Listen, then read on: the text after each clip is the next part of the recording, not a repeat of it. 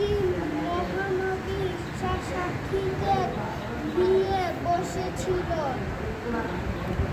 এমন সময় একজন লোক একটি পাখির বাসা নিয়ে তাদের নিকট দিয়ে যাচ্ছিল।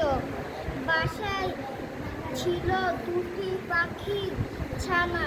ছানাগুলো চিউ চিউ করছিল, আর মা পাখিটা বাসায় মেরে বাচ্চাগুলো নিয়ে যাবার জন্য বারবার চেষ্টা করছিল।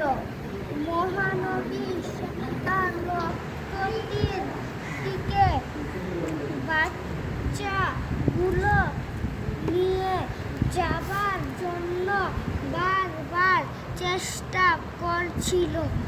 মহানবী লোকটিকে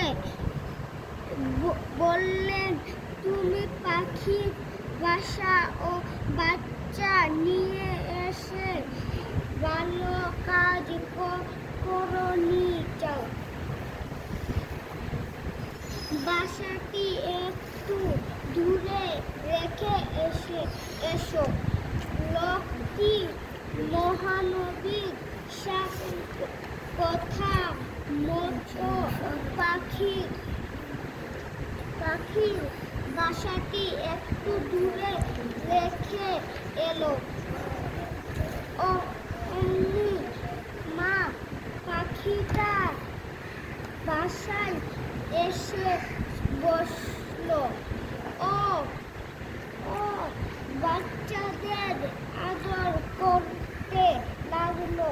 মহানবী লোকটিকে বললেন, দেখলে মায়ের কত ভালোবাসা, মায়ের মনে কষ্ট দিও না। যাও যেখানে থেকে বাসাটি